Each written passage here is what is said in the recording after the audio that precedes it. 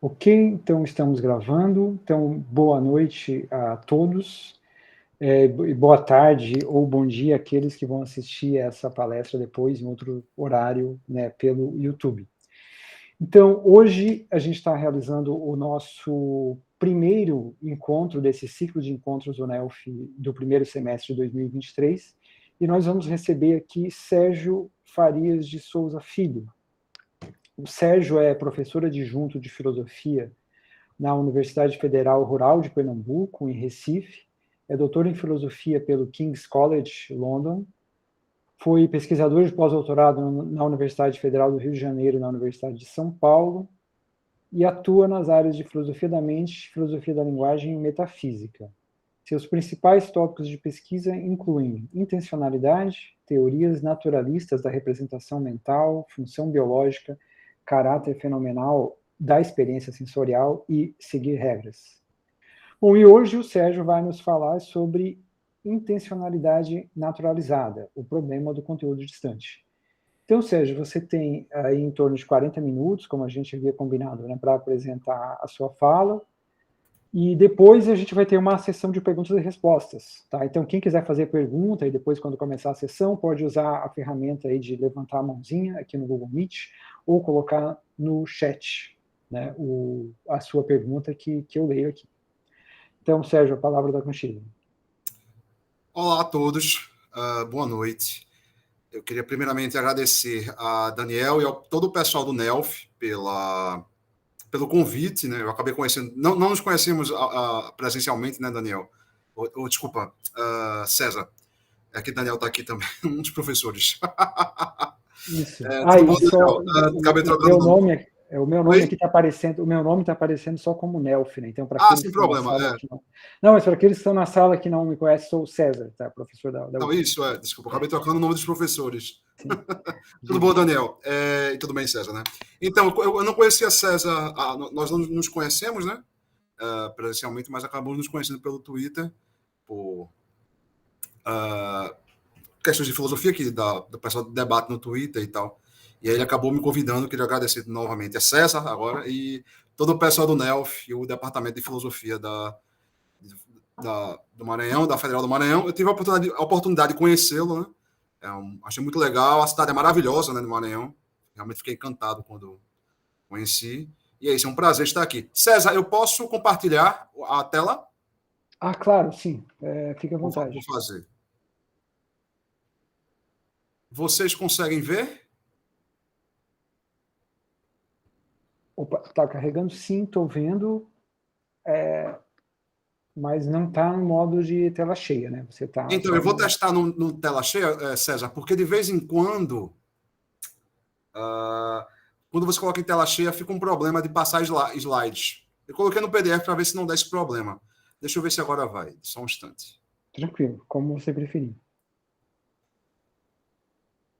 Pronto, coloquei em tela cheia. Eu vou passar só para testar, tá? Vocês conseguem ver?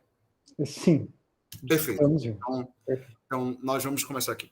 Tá, então, pessoal, boa noite novamente. Obrigado a todos pela presença, a todos os professores da Federal do Maranhão, César, Daniel, Márcio e os outros. É um prazer novamente estar aqui.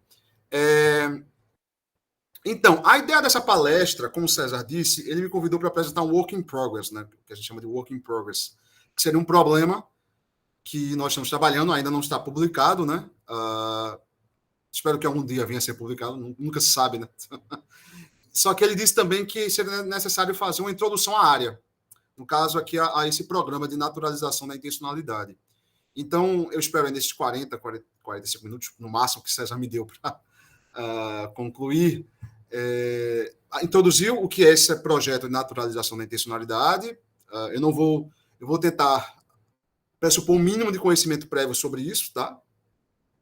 Já que tem graduandos, etc., também, e gente de outras áreas, pesquisadores de outras áreas. Depois eu vou introduzir o problema do conteúdo distante e eu vou esboçar a solução que eu estou desenvolvendo, tá? Isso aqui não é um artigo completo, é um desenvolvimento da minha tese de doutorado, como o César disse lá no King's, mas eu acabei modificando a solução. A solução que eu apresento na tese já não é a mesma a solução que eu estou defendendo hoje, embora haja semelhanças. Então, é isso, ok? E aí, no final, depois da palestra, claro, vocês podem perguntar qualquer coisa, tá? Muito obrigado a todos. Vamos iniciar aqui. Então, eu vou começar a palestra, essa fala aqui, introduzindo o que é a noção de intencionalidade, tá? Que é um termo técnico em filosofia, foi introduzido na filosofia contemporânea por um filósofo da mente, um metafísico brentano, que é o termo intencionalidade. Pessoas da área de filosofia da mente são familiares com essa terminologia, mas eu imagino que pessoas de outras áreas talvez não sejam. Então é bom, é sempre bom introduzir a terminologia, né? Então veja só, é uma coisa bem intuitiva. Nós temos estados mentais, certo? Como crenças, desejos, percepção, etc. Esses estados mentais, eles representam o mundo. É uma questão se todos os estados mentais representam ou se apenas alguns estados mentais representam. Não vou entrar nesse problema aqui, mas certamente a maioria dos estados mentais representam o mundo de alguma maneira, né? Então eles têm uma capacidade representacional. Tá? Então a minha crença que Recife está ao sul de São Luís representa Recife como estando ao sul de São Luís. Né? Basta pegar o mapa do Brasil, o globo terrestre, enfim, que vocês vão ver Recife como estando ao sul de São Luís. Então, o que é a intencionalidade? A intencionalidade é justamente essa capacidade dos estados mentais de representarem o mundo. Né? O estado representa o mundo de um certo modo. Né? Então, o meu estado que representa, meu estado mental que representa Recife como ao sul de São Luís, ele representa o mundo de uma maneira diferente do meu estado que representa São Luís como ao sul do Recife. São estados que representam o mundo de diferentes maneiras. Assim como a crença que Joe Biden é o presidente dos Estados Unidos, que Lula é o presidente do Brasil, também representa o mundo de maneiras diversas. Ou se nós representássemos outra pessoa como sendo presidente dos Estados Unidos ou do Brasil. Tá? Então, estados mentais que estamos falando aqui, eles representam o mundo de uma dada maneira. Né? E a intencionalidade é justamente essa capacidade representacional dos estados mentais. Evidentemente, não só estados mentais possuem intencionalidade, né? Palavras em uma dada língua também possuem significado, né? Mas aqui a gente vai ver com símbolos, gráficos, também possuem intencionalidade, etc. Mas aqui nós vamos nos restringir à intencionalidade de estados mentais. Ok? Então, nós podemos dizer que chamar de representação mental qualquer estado que tem capacidade representacional, que tem intencionalidade, tá? E representação mental tem condições de satisfação, né? A minha crença é verdadeira, assim, somente se Recife estiver localizada ao sul de São Luís. Como de fato está. Então a minha crença é verdadeira, né? Se fosse o contrário, a minha crença seria falsa. As condições de satisfação do estado representacional constituem o seu conteúdo representacional, né? O conteúdo de minha crença é Recife, está ao sul de São Luís. E também é interessante notar que representações distintas podem ter o mesmo conteúdo. Por exemplo, se eu escrevo no papel aqui, com a caneta, Recife está ao sul de São Luís, o conteúdo dessa representação física, escrita no papel, etc., também vai ser Recife está ao sul de São Luís. Assim como da minha crença que Recife está ao sul de São Luís. Então, nós podemos dizer que esses dois estados representacionais têm o mesmo conteúdo, pois ambos representam um mundo no qual Recife está ao sul de São Luís, certo? Porém, elas possuem veículos diferentes, é o que se chama de veículo representacional. O que é um veículo representacional? O veículo representacional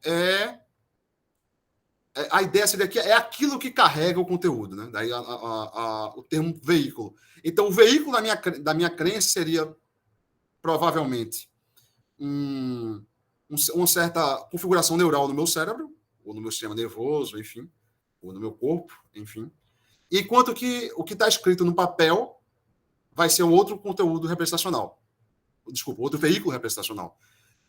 Essa representação no papel vai ter como veículo aquele papel, aquela tinta com certo arranjo da tinta no papel, etc. Né? Então você vê que a representação que está no papel e a representação que está no meu cérebro, elas possuem conteúdos representacionais iguais, a saber, Recife está ao sul de São Luís, porém com veículos diferentes. Né?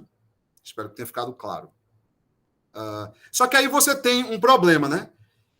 Em virtude de que um estado mental possui ser como seu conteúdo e não ser linha, né? Em virtude de que um estado representa este e não aquele estado de coisas, né? Porque minha crença é sobre Recife e São Luís e não sobre Londres e Rio, né? A ideia aqui, pessoal, o problema do conteúdo é o seguinte: olha, pega a tua crença, a minha crença, que Recife está ao sul de São Luís, certo? Por que a minha crença é sobre Recife como estando ao sul de São Luís e não como São Luís estando ao sul do Recife? Certo? Você pode se perguntar o porquê. Por que ela tem como conteúdo C e não C'? Por que a minha crença não representaria Joe Biden como presidente dos Estados Unidos? Ou então que a capital da França é Paris? Ou que a água é H2O? Você pode se perguntar por que aquele estado representacional representa uma coisa e não outra. É isso que, no fundo, que é o problema do conteúdo, tá? Em virtude de que um estado mental possui um certo conteúdo e não outro. Ok? Esse é o problema. E aí agora eu vou introduzir o naturalismo intencional como um projeto de tentar solucionar esse problema, e mesmo um projeto de tentar solucionar um problema ainda maior, né, que não apenas o problema do conteúdo. Eu acho que a melhor maneira de introduzir esse projeto, essa tese filosófica, que é o naturalismo intencional, é nós pensarmos no problema clássico de filosofia da mente, que é o problema mente e corpo, né? Pelo menos está por aí, pelo menos desde Descartes, provavelmente muito antes, mas tem em Descartes o seu formulador principal, né, desse problema. E esse problema pergunta o seguinte: qual a relação entre mente e corpo, né? Você pode pensar, seriam estados mentais idênticos a estados corporais? Ou seriam estados de natureza diferente? Né? Seriam estados mentais redutíveis a estados corporais, idênticos, supervenientes, ou seriam coisas absolutamente distintas, propriedades absolutamente distintas, ou substâncias absolutamente distintas, enfim. Esse é o problema mente e corpo, né? Esse problema, é claro, ele pode ser avaliado à luz de diferentes aspectos da mente. A consciência é um outro aspecto da mente que eu não vou tratar aqui. Da intencionalidade, que é esse aspecto representacional da mente, que é o nosso foco aqui, né, como eu disse. Você pode pensar também em termos de processo de pensamento, como é que ocorre um raciocínio, um encadeamento de estados mentais representacionais, por exemplo. Também não vou tratar aqui, né? Aqui eu vou abordar o problema mente e corpo pela via da intencionalidade, tá? Pela via da representação. E aí, na intencionalidade, você tem o problema mais geral, que eu vou chamar aqui de problema metafísico da intencionalidade, né? Você pode se perguntar qual o status ontológico das representações mentais, né? Será que representações mentais teriam um status físico ou material, ou teriam um status separado, um status diferente? Não seria idêntico ou superveniente ou redutível a estados materiais, né?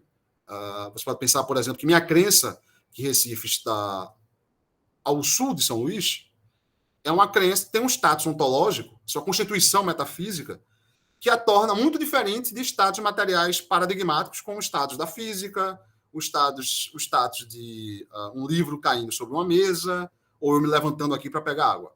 Os estados ou processos, né?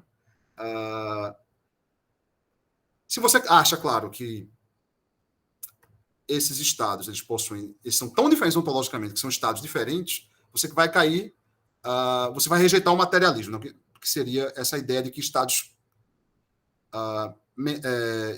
mentais seriam, estados representacionais mentais seriam estados corporais ou materiais ou físicos, tá? Não vou entrar num debate contra a terminologia, mas seria essa ideia de que, no fundo, seria o velho materialismo quanto a representações mentais, tá?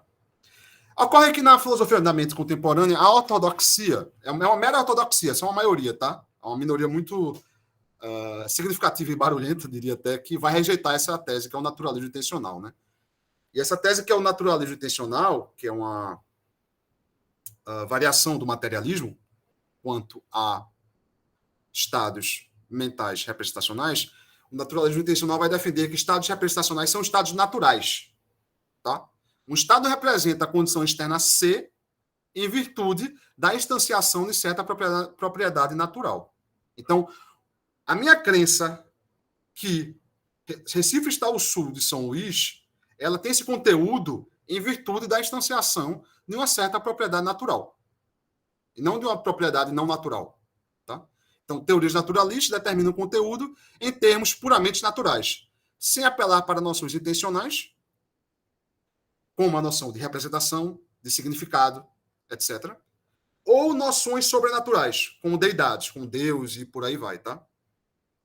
Agora, claro que uma caracterização como essa, dessa tese do naturalismo intencional, é uma caracterização ainda muito pobre.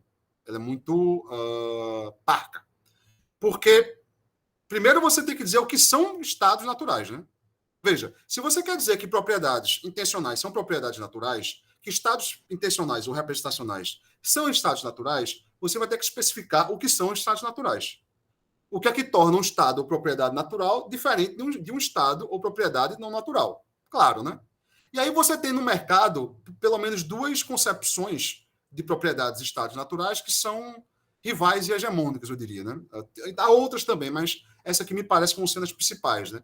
Você tem primeiro uma concepção científica de propriedades naturais, segundo a qual propriedades naturais ou estados naturais são aquelas reconhecidas pelas ciências naturais. Então, o que seriam propriedades naturais? Seriam propriedades físicas, químicas, biológicas e por aí vai.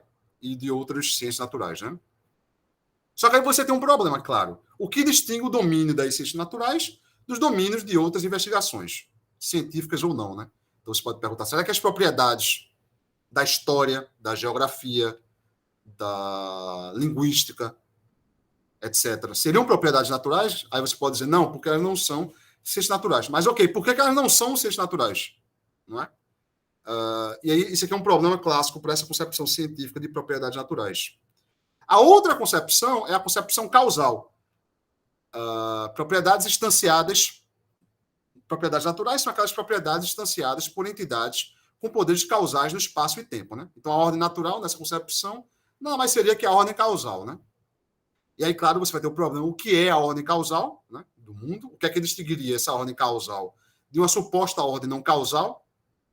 Se você pensar em entidades abstratas, como entidades fora do espaço-tempo e destituídas de poderes causais, como talvez seja o número 1, ou a propriedade de ser um triângulo retângulo e outras propriedades matemáticas, se assim for, o que é que distingue essas duas ordens, né, esses dois mundos, né? E qual seria a relação de propriedade de entidades naturais com entidades abstratas, né? Então, você também tem esse problema de como caracterizar a ordem causal nessa concepção causal de propriedades naturais. Eu não vou entrar nesse problema aqui, é um problema eminentemente metafísico sobre a estrutura última da realidade, mas vamos supor aqui que uma das concepções consegue satisfatoriamente caracterizar o que é uma propriedade natural. Tá bom? Vocês estão me ouvindo bem? Sim, Sérgio, perfeito. É porque eu fico aqui na tela cheia, aí eu não vejo ninguém e fico perguntando, será que eu caí? Mas estamos aqui, te ouvindo. A conexão tá boa. Obrigado, tá, César? Ok. Então, veja. O naturalismo intencional ele vem em diversas versões, né, que se distinguem a respeito de onde localizam as representações na hierarquia ontológica de estados naturais. A ideia aqui seria que você teria estados naturais mais fundamentais, ontologicamente mais fundamentais do que outros estados. Tá? Então, os estados naturais mais fundamentais estão no nível mais baixo desta hierarquia, enquanto os estados naturais menos fundamentais estariam no topo desta hierarquia. Então, você pode pensar, por exemplo, que talvez estados físicos seriam estados ontologicamente mais fundamentais do que estados biológicos. Então, algumas pessoas vão dizer que estados biológicos são redutíveis a estados físicos, ou supervêm a estados físicos, e por aí vai.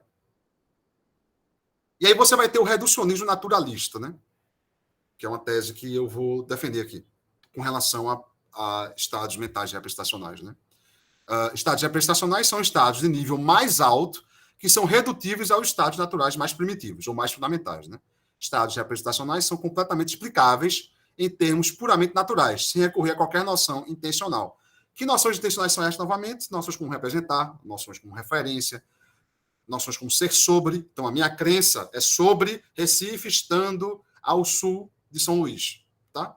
Então, se você é um reducionista naturalista, você não pode caracterizar estados representacionais apelando para noções intencionais.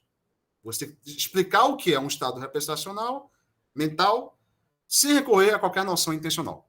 E sem recorrer a qualquer noção não natural, como, por exemplo, a noção de Deus, né? Tanto de acordo ou deidades em geral, tanto de acordo com a concepção causal de propriedades naturais, como de acordo com a concepção científica de propriedades naturais, ser um Deus, ser uma deidade, não é uma propriedade natural. Tá? E aí, para caracterizar de maneira mais clara o que é uma redução, reduzir um estado X a um estado Y consiste em explicar completamente a natureza de X sem apelar para qualquer noção que envolva Y, como, por exemplo, a redução de que a água nada mais é que H2O. Isso aqui é um exemplo paradigmático dos debates em filosofia da mente sobre o que é uma redução, tá? Ou de filosofia da ciência. Bem, o que, é que seria uma redução científica ou teórica, há vários nomes para isso? Bem, é você pensar que, olha, tudo aquilo que está nos oceanos, rios, lagos, no meu copo aqui, aliás, preciso beber água, tudo isso é água, e isso nada mais é do que essa molécula de H2O. Então você reduz algo que tem uma série de propriedades, como ser inodora, transparente, por aí vai, a nada mais do que essa composição molecular de H2O. Né? Então, reduzir é definir o estado redutível, a água, está com um errinho aqui, em termos do estado ao qual será reduzido, H2O. E aí, claro, você vai dizer, claro, Sérgio, mas até aí não parece tão complicado. O problema é você especificar a qual estado natural os estados representacionais são redutíveis. Né? Eles não podem ser redutíveis, por exemplo, a H2O. Seria, obviamente, implausível isso. Mas se eles não são reduzíveis a H2O ou alguma outra configuração molecular, tal como a água é, tal como o cobre é, tal como o ouro é, eles serão redutíveis ao quê? Ou seja, nós vamos reduzir propriedades intencionais a qual propriedade natural? Tá? Isso varia de teoria reducionista para teoria reducionista. Né? Aqui focaremos nas teorias teleológicas da representação mental, a teleossemântica. Eu pensei em falar um pouco aqui sobre uns outros problemas que eu já lidei também nesse debate sobre naturalismo intencional. Eu até mandei para a César alguns artigos que eu publiquei lidando com outros problemas, mas eu acho que eu não tenho tempo. Então, por exemplo, se alguém tiver interesse, eu posso falar sobre isso nas perguntas e respostas. Tá? Mas você pode se perguntar, por exemplo, que é o outro grande problema da intencionalidade em geral, não apenas para o naturalismo, é você perguntar em virtude de que um dado estado é um estado representacional. Pense o seguinte, a minha crença é um estado representacional, ela tem um status representacional, o meu desejo de que a fome acabe no Brasil é um estado representacional, a minha esperança de que a guerra na Ucrânia termine logo, tudo isso são estados representacionais.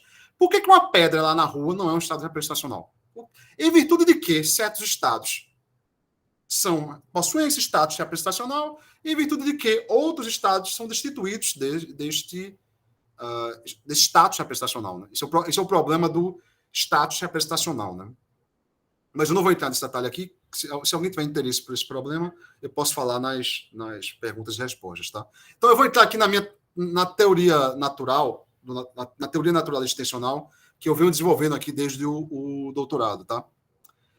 Que é uma versão da teleossemântica. Tá? Então, vamos introduzir agora o que é a teleossemântica. Que teoria naturalista, reducionista quanto a estados mentais representacionais é essa? Tá? Bem, a teleossemântica nada mais diz que estados representacionais são redutíveis a estados, em termos de estados biológicos. Estados representacionais mentais nada mais são que estados biológicos, né? Mais especificamente, em termos da noção de função biológica. Então, o que a teleossemântica vai dizer é o seguinte, olha, estados mentais representacionais são um tipo de estados biológicos que têm uma certa função biológica. Tá? Então, de acordo com isso, o que determina o conteúdo representacional do estado mental é a sua função biológica. Né? A teleossemântica, ou teorias teleológicas da representação mental, são teleológicas porque elas apelam para essa noção de função biológica, embora a noção de função aqui seja bem diferente da noção, por exemplo, aristotélica de função, ou de telos, ou de finalidade, enfim, mas apela para essa noção de função biológica. Ela vem se desenvolvida nas últimas 4, 5 décadas por uma série de filósofos, né, como Millikan, Papineau, Nietzsche, Dretske, Neander, etc. Tá? E aí, claro que você vai perguntar o que, professor, mas o que raios é uma função biológica, né? E aí, o pessoal que trabalha com filosofia da biologia, eu trabalho um pouco com isso também, vou ter que, vocês vão ver no final da palestra, trabalhar com isso. Há uma série de teorias sobre o que é uma função biológica, tá? Né? E aqui eu vou assumir aqui como ponto de partida a teoria dos efeitos selecionados, que é definida por Larry Wright, Millikan, Papineau, Neander e outros. E essa teoria vai dizer que a função biológica de um estado é o efeito selecionado. É o efeito para o qual aquele estado biológico foi selecionado para atingir, para ter. A função do traço biológico é o efeito para o qual traços desse tipo, ou estados biológicos, ou sistemas biológicos, foram selecionados. Tá? Então, veja, um estado biológico, um traço biológico, ele tem uma série de efeitos. Eles fazem várias coisas. Algum desses efeitos, ontologicamente, constitui a sua função biológica. E que efeitos são esses que determinam a sua função biológica? São os efeitos que eles foram selecionados para ter. Tá? Então, o efeito selecionado é aquele efeito que contribuiu para incrementar a aptidão biológica, ou seja, sucesso em reprodução. A aptidão biológica é o termo técnico da biologia, mas é aquilo que aumentar a aptidão biológica é aquilo que aumenta o sucesso da espécie ou do organismo e a capacidade reprodutiva daquela espécie ou organismo, tá? Ou genes, enfim, há vários níveis no qual você pode aplicar a noção de aptidão biológica, né? Que em inglês é biological fitness, né? Então, o efeito selecionado é aquele efeito que contribuiu para incrementar o sucesso em reprodução de traços deste tipo ao longo de sua história evolutiva. Aqui, claro, eu estou me restringindo ao caso da seleção natural, tá? Mas essa caracterização de função biológica vai também se aplicar a outros tipos de seleção.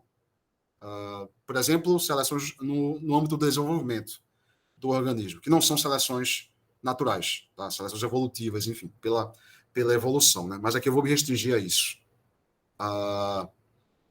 Então, o efeito selecionado é aquele efeito que contribuiu para incrementar a aptidão biológica de traços deste tipo, ao longo de sua história evolutiva. Né? Você pode falar que também são aqueles efeitos que contribuem para a adaptação do organismo, do traço, do gene, da espécie, enfim. Então, é muito teórico, ainda mais é sempre bom vir para exemplos. Pense num coração como esse aqui que eu trouxe para ilustrar, né? Evidentemente, bombear sangue é a função biológica do coração, né? As ciências biológicas falam isso, ciências médicas, as life sciences em geral, enfim. Elas apelam para essa noção de função biológica, né? Sendo a função do coração, bombear sangue, né? Mas por que a função do coração é bombear sangue e não fazer o tum-tum? Já que toda vez que o coração faz o tum-tum, ele bate, toda vez que ele bate, ele faz tanto barulho característico, que é o tum-tum, tum-tum, tum-tum, como também ele bombeia sangue. São dois efeitos do coração, são duas coisas que o coração faz, né? Por que a função do coração é apenas bombear sangue e não fazer o tum-tum?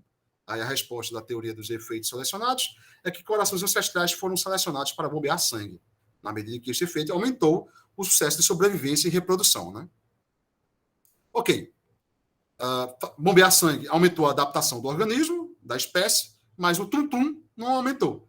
Né? Não aumenta a adaptação, a aptidão biológica. O tum-tum é apenas um efeito caroneiro, né? Um efeito colateral do efeito que constitui a função biológica do coração e que realmente contribui para a adaptação, que é bombear sangue. Né? Então, essa é a noção de função biológica que eu vou trabalhar aqui. Agora nós temos que dizer como a função determina o conteúdo. Tá? César, por favor, me avisa quando estiver faltando 10 minutos. Ok, pode deixar. Você já está com 23 minutos. Dá tempo. Então, pessoal, veja só. Há diversas teorias teleossemânticas que vão apelar para diferentes noções de função biológica para especificar o conteúdo. Né? A que eu vou desenvolver com vocês aqui é a teleossemântica informacional, né? Que vem sendo desenvolvida nas últimas décadas por Dreitzke. Aliás, deveria ter colocado aqui, esqueci. Fred Dreitzke, Karen Neander, Peter Schilt, e outras pessoas, e outros filósofos, né? E de acordo com essa teleossemântica informacional, o conteúdo da representação, isso aqui é importante entender, tá? Veja, aquilo que a representação está representando, o conteúdo da representação, é a condição externa ao qual o sistema representacional foi selecionado para discriminar. A função do sistema é ser causalmente sensível a esta condição. Qual é a ideia aqui? É o seguinte, olha, você tem um sistema representacional. Esse sistema representacional produz uma certa representação. O estado representacional, certo? E aí você se pergunta, ok, o sistema representacional produziu uma certa representação O que é que essa representação representa? Qual o conteúdo dessa representação? Ela representa a condição externa A ou B. Ela representa, outros termos, o estado de coisas A ou B lá fora. Tá? E aí, segundo a telesemântica informacional, a condição externa representada é aquela a qual o sistema representacional foi selecionado para discriminar.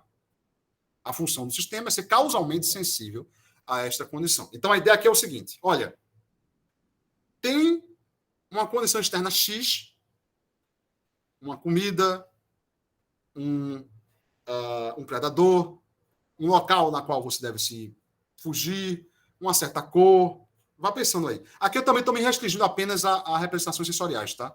Aquelas representações que nós adquirimos pelos nossos sentidos. Eu estou aqui preocupado em especificar o conteúdo de representações abstratas, por exemplo, sobre triângulos ou sobre propriedades muito mais complexas, como o que é uma democracia. O Brasil é uma democracia, tá?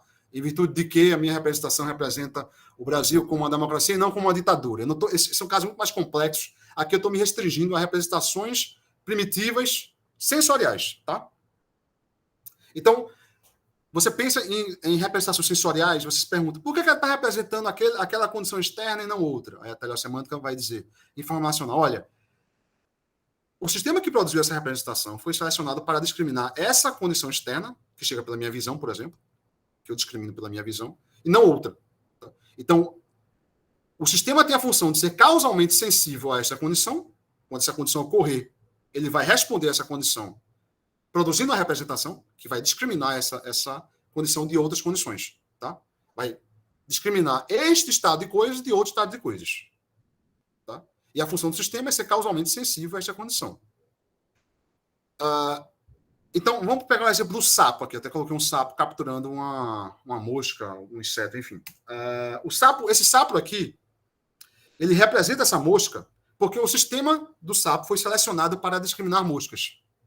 Afinal, a discriminação de moscas contribuiu historicamente para a sobrevivência e reprodução de sapos ancestrais a esse sapo, ou sistemas representacionais do sapo ancestrais a esse sistema representacional desse sapo, tá?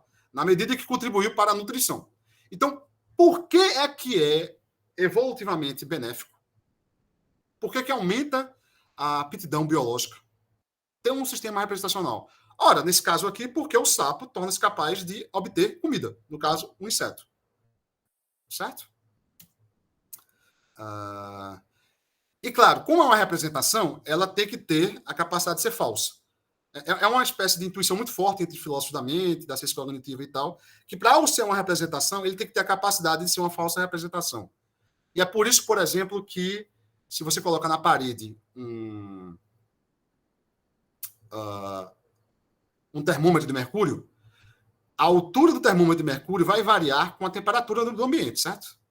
Por isso nós sabemos que está 20 graus, 25 graus, 30, 15, 0, por aí vai. Aí você pode pensar, então a altura do mercúrio em si representa a temperatura. Não. Por quê? Porque sempre que a temperatura mudar, aquele mercúrio vai mudar. Há uma relação talvez nomológica, né? Provavelmente, entre a expansão do mercúrio e aumento da temperatura. Tá? Mas a ideia, de todo modo, que é o que importa aqui, não sei se esse exemplo ajudou tanto, é que se você tem uma representação mental, essa representação tem que ter a capacidade de sempre ter a possibilidade, ao menos, de ser falsa. Tá? Então, o sapo tem uma representação falsa quando discrimina não moscas, por exemplo, um pequeno ponto preto de metal. Você pode pensar assim. E como é que ele pode fazer isso? Talvez por uma formação, um defeito interno, etc. Ele pode começar a produzir a representação, que no caso, supostamente, é uma certa configuração neural no cérebro do sapo, sempre que passa várias coisas que não são moscas, tá? Então, o organismo tem capacidade representacional por ter sido selecionado para produzir representações verdadeiras. Ou se você não quiser usar a noção verdadeira aqui, porque é uma noção semântica ou intencional, você pode dizer que, olha, o organismo tem capacidade representacional por ter sido selecionado para covariar com um certo estado externo, uma certa condição externa. No caso da representação do sapo, para covariar, para responder, enfim, para rastrear a presença da mosca. Tá? Mas o organismo que foi selecionado para fazer algo pode falhar em fazer isto, produzindo representações falsas. Então, olha, meu coração pode falhar em cumprir a sua função biológica, que é bombear sangue. Se fizer isso, abraço, eu morro, né? Espero que não. Ou pelo menos não por muito tempo, que ainda sou novo. Então, meu coração pode entrar em mau funcionamento. A ideia da teleossemântica informacional também é que, olha, meu sistema representacional pode falhar em produzir uma representação que rastreie ou que covarie a condição externa a qual ele foi selecionado para discriminar. Entende? Então, a teleossemântica ela parte dessa igualdade aqui, dessa identificação das condições de verdade da representação, ou seja, o conteúdo da representação, com condições de bom funcionamento, ou seja, condições na qual o sistema representacional, a representação, cumpre a sua função biológica. E aí nós chegamos ao problema da indeterminação funcional, que foi feito, é um dos maiores problemas para a teleossemântica, foi desenvolvido por Fodor, Dretske e outros, que vai dizer o seguinte: há razões igualmente plausíveis para atribuir funções biológicas incompatíveis a um dado sistema representacional, sendo indeterminado quando este se encontra em bom ou mau funcionamento. Mas olha, se for indeterminado quais são as condições sob as quais aquele sistema representacional está em bom ou mau funcionamento, também é indeterminado se a representação produzida é verdadeira ou falsa. Eu não acabei de dizer que condições de verdade são idênticas a condições de bom funcionamento. Então, se o sistema está em bom funcionamento, ele vai produzir representações verdadeiras. Se ele está em mau funcionamento, ele produz representações falsas. Né? Sérgio, então, oi. Você tem 10 minutos. 10 minutos. Tá. Vou ter que passar poucos minutos, mas eu vou correr, tá? César. Tranquilo. Não passaria dos 45 total. Então, veja. Então, a ideia aqui é que determinação funcional implica indeterminação de conteúdo, claro, né? Já que a teleossemântica determina o conteúdo em termos da função biológica, né? Qual a solução para isso? É que você tem que estabelecer um critério que, por princípio, determine a função biológica do sistema representacional e assim determine o seu conteúdo, né? Aqui eu vou justamente propor uma solução para um problema de determinação funcional específico, que é um problema do conteúdo distante. Há vários problemas de determinação funcional, eu vou focar em um, que é um problema do conteúdo distante. Esse problema é bem intuitivo, assim, eu vou passar pouco tempo descrevendo ele. Mas a ideia aqui é o seguinte: o sistema representacional discrimina a condição distante através de uma cadeia causal, né, na qual a condição distante causa as condições próximas, ou estados distantes causam os estados próximos, que, por fim, causam a ocorrência da representação mental. Tá? Então, veja, no caso da mosca, novamente, né, esse aqui. Você tem a mosca, a presença da mosca vai causar um certo padrão de luz, que vai causar uma sombra na retina no sapo, que, por sua vez, lá no sistema nervoso do sapo, vai levar à ocorrência da representação. Então, você tem uma cadeia causal que, no final, vai levar à ocorrência da representação. A questão é, posto que o sistema discrimina a condição distante, a mosca, através da discriminação das condições próximas, a sombra na retina, por exemplo, por que a sua função é discriminar apenas a condição distante, mas não a condição próxima, né? Porque o conteúdo é a condição distante mosca e não a condição próxima, padrões de luz ou sombra na retina. Ou seja, veja, se a discriminação ocorre por uma cadeia causal e a função da representação é discriminar, rastrear a condição, toda essa cadeia, né? Porque ele só vai poder discriminar moscas se ele discrimina padrões de luz, né? Ele só vai poder discriminar padrões de luz se ele discriminar sombra na retina, tá? Por que então a função da representação é discriminar apenas a mosca e não a sombra na retina, né? Esse é o problema, né? Já que toda discriminação vai ocorrer através de sucessivas discriminações de vários estados, né? O sapo ele nunca discrimina a representação, né? Ele nunca vai discriminar apenas a mosca, ou quase nunca, talvez por uma coincidência, mas não nos casos normais, né? Ele vai sempre discriminar a mosca através da discriminação de padrões de luz, através da discriminação na sombra na retina e por aí vai. Como é que a gente vai solucionar isso aqui de maneira não arbitrária? Bem, a gente precisa de um critério não arbitrário, não ad hoc, que fundamente a atribuição funcional, segundo a qual a função do sistema é discriminar apenas a condição distante, não a condição próxima. Então, a gente precisa de um critério bem fundamentado que vai dizer, olha, a função, ele vai discriminar tudo isso na prática, beleza. Mas a função dele, aquilo para o qual ele foi selecionado, foi discriminar apenas a mosca, não a sombra na retina. E aí, um princípio candidato a ser esse critério seria o princípio da distância, né? Que eu fiz aqui uma modificação de um princípio proposto por Karen Neana, que vai dizer o seguinte: olha, o sistema tem a função de discriminar a condição distante C e não a condição próxima Q, porque o sistema foi selecionado para discriminar Q, enquanto apenas um meio para discriminar C. Qual a ideia daqui? Olha, o sistema foi selecionado, ele tem a função de discriminar a condição distante e não a condição próxima, porque ele foi selecionado para discriminar a condição próxima apenas como um meio para discriminar a condição distante. Então, olha, ele, claro, vai discriminar somas na retina, porque isso é um meio para discriminar o que realmente importa para ele. Aquilo para o qual ele foi realmente selecionado para discriminar, que é a condição distante. Esse é o princípio da distância, né? Defendido por Neander, ela morreu recentemente, mas ela passou os últimos anos da vida dela defendendo isso, e por aí vai. Qual a objeção para esse princípio? O princípio da distância é ad hoc ou arbitrário. Que a discriminação da condição próxima é só um meio para discriminar a condição distante, é justamente o que está se tentando provar para solucionar o problema do conteúdo distante. Eu acho esse princípio muito intuitivo, então eu não estou questionando o princípio. O que eu estou dizendo é o seguinte: se você estabelece apenas um princípio, fica ad hoc ou arbitrário. Parece que é um princípio que você vai defender apenas para solucionar o problema do conteúdo distante. Ou seja, você precisa fundamentar esse princípio. E é isso que eu vou tentar fazer aqui, tá? A minha proposta é que a avaliação de cenários históricos contrafactuais, através de comparações contrafactuais, demonstra que o princípio da distância não é ad hoc ou arbitrário. A fundamentação por trás do princípio é a comparação contrafactual de histórias evolutivas alternativas. Então, essa é a minha proposta para fundamentar o princípio da distância, e fundamentando o princípio da distância eu consigo solucionar o problema do conteúdo distante. Pelo menos acho que consigo, né? Então, como é que ocorreria isso? Vamos supor um cenário histórico atual, que é essa Terra, o planeta Terra no qual a gente está aqui, tem uma história evolutiva, né?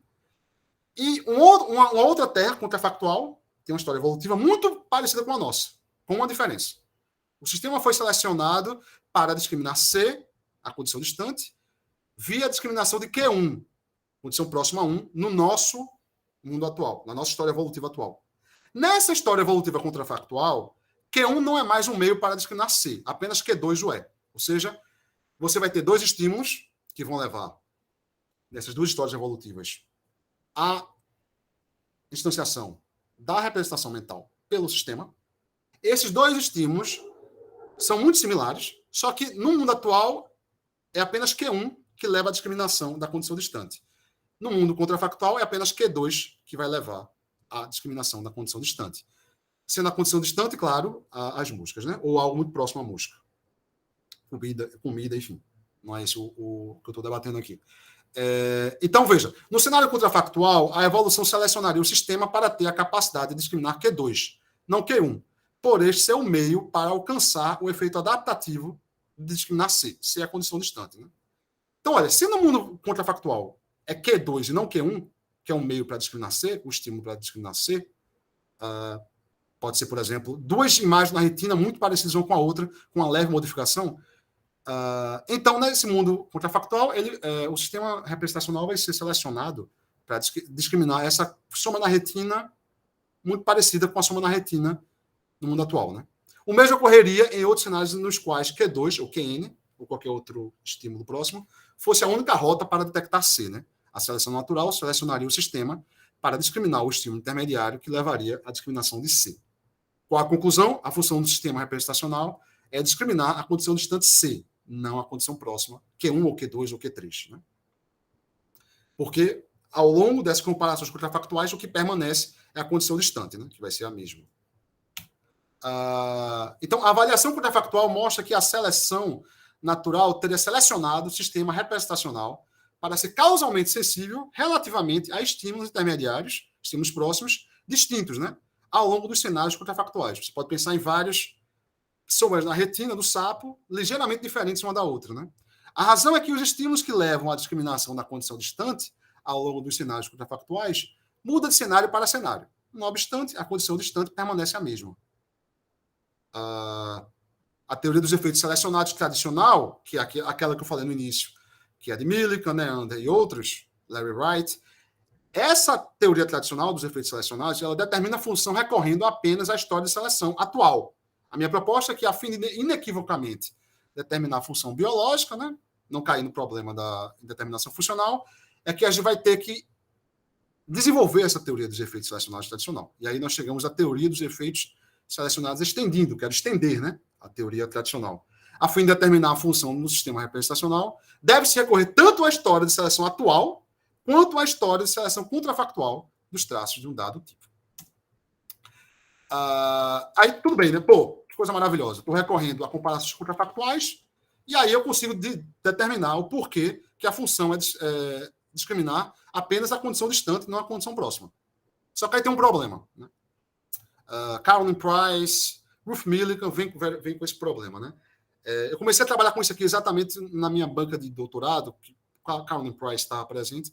Ela fez essa objeção. Eu acho que essa objeção é séria, tanto que eu trabalho nisso até hoje, já faz alguns anos que eu defendi a tese, acabei mudando minha solução e tal. Mas qual a objeção a essa minha proposta? Que, olha, a teoria dos efeitos selecionados, estendida, toma como garantida a maneira pela qual a seleção operaria, ou seja, iria ocorrer, iria funcionar, né, em cenários evolutivos contrafactuais. Mas isso é problemático. Não dá para tomar isso como garantia, né? Não está dado como a seleção operaria em cenários contrafactuais. Quais seriam os cenários contrafactuais relevantes para fazer a comparação contrafactual, né? Como determinar quais traços seriam selecionados nesses cenários? Não é óbvio que esse ou aquele seria selecionado, né?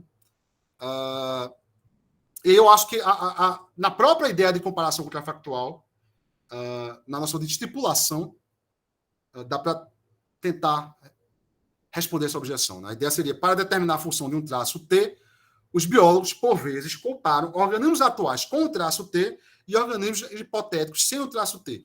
E então avaliam por que o traço T contribui para a aptidão biológica. Aí tem um exemplo da zebra aqui, mas acho que eu não tenho mais tempo. Falta quanto tempo? Eu estou nos últimos slides, mas falta quanto tempo, César? Agora, você passou 1 minuto até agora dos 40. Então, se tu quiser aí usar mais uns 4 minutos... Tá. Eu vou... Acho que dá para falar em 4 minutos. Veja, as zebras, elas têm essas listas, né? Por que elas têm essas listas? Bem, a hipótese mais aceita é que elas foram selecionadas para ter essas listas porque isso detém as moscas. Certo? E aí você tem uma questão. Como especificar a situação contrafactual relevante para determinar por que as listas da zebra foram selecionadas para deter moscas e não por qualquer outro motivo, tá? E aí, uma ideia que eu peguei desse filósofo da biologia, Walters, ele não trabalha com teleossemântica e tal, mas ele vem com essa noção de função biológica, segundo a qual os biólogos determinam qual é a situação contrafactual relevante para determinar o que foi selecionado por estipulação. Então, a ideia aqui seria a aptidão biológica, que vai determinar o que foi selecionado, né? A aptidão biológica é relativizada às situações contrafactuais bem especificadas. Os biólogos atribuem função aos traços quanto um background de suposições implícitas quanto a quais são as alternativas relevantes. Se estas suposições mudassem drasticamente de um cenário contrafactual para outro cenário contrafactual, então algumas das atribuições funcionais que agora consideramos verdadeiras se tornariam falsas. Algumas funções simplesmente possuem um caráter comparativo, né? Então, elas possuem um caráter comparativo, essas funções biológicas, porque os biólogos estipulam quais são os cenários contrafactuais nos quais vão testar o que poderia ter contribuído para a mosca, para aquele traço biológico ter esse ou aquele efeito selecionado, né? Ter tido esse ou aquele efeito benéfico, desculpa. Certo? Então, eles fazem assim, pega a zebra, tira as listas da zebra em cenários contrafactuais. Qual é que seria o problema adaptativo que ela passaria a ter? Ela seria atacada por moscas. Então, as listas da zebra foram selecionadas para deter moscas. Você faz a comparação, entende? Você testa o traço, o organismo conhece um traço, e a partir daí você vê o que é adaptativo, historicamente, né? E você determina a função biológica a partir daí. É aquela função, aquele efeito selecionado que vai determinar qual é a função, né? Que você descobre por por comparação contrafactual. Né? Então, a vantagem biológica é determinada por comparações contrafactuais, comparações entre o organismo histórico atual e o organismo histórico contrafactual. Tem outro exemplo aqui que eu peguei no livro de biologia também, de álcool, sobre monogamia em insetos pássaros, mas eu vou passar, senão Daniel e César reclamam comigo. E aí eu só queria fazer, só para terminar aqui, só para dizer como é que está o estágio, estou escrevendo o artigo, né? A ideia, então, é introduzir a noção de comparação contrafactual na teoria dos efeitos selecionados para refinar a capacidade desta teoria de determinar a função de traços biológicos. Tá? Se eu conseguir fazer isso de maneira satisfatória, eu acho que eu soluciono o problema do conteúdo distante, tal como ele aflige a teleossemântica informacional. Né? Esse problema, só para terminar, ele aflige não apenas a teleossemântica informacional, ele aflige também outras teorias teleossemânticas, tá? A teleossemântica de Milik e Papineau também, por exemplo, que é outro tipo, e também outras teorias naturalistas, como a teoria causal informacional de Fodor, por exemplo. Então, é um problema, de fato, para diversas teorias naturalistas. Obrigado a todos pela atenção. César, espero não ter passado muito tempo. Abraço. Obrigado, Sérgio. Não, você passou só 5 minutos, né? Como você havia previsto, então são 19h55. Então tá perfeito, agradeço muito, assim, foi muito didática a tua apresentação, eu aprendi muita coisa, mesmo eu não tendo muita familiaridade com o tema, né, eu achei que a tua apresentação foi muito clara, consegui acompanhar até o último slide, embora, claro, não saberia reproduzir.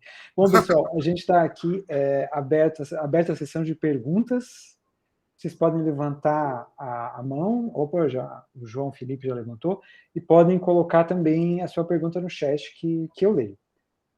Tá, então, já temos a pergunta do João Felipe. Então, João Felipe, você pode fazer a sua pergunta enquanto o resto do pessoal pensa. Boa noite a todos e a todas. Agradeço pela palestra ótima do Sérgio e também pelo grupo proporcionar isso. Eu sou da graduação da Unicamp e atualmente eu faço mestrado na USP, professor Oswaldo Pessoa, e eu sou da área de filosofia da mente, assim. Aliás, eu já vi outras apresentações do Sérgio naqueles eventos na pandemia da UFRJ, eu fui orientado pela Raquel, eu pedi um certificado para o Sérgio, acho que ano passado, retrasado, que eu precisava colocar lá no relatório PIBIC, enfim. Mas é a primeira vez que eu estou conversando com ele, assim.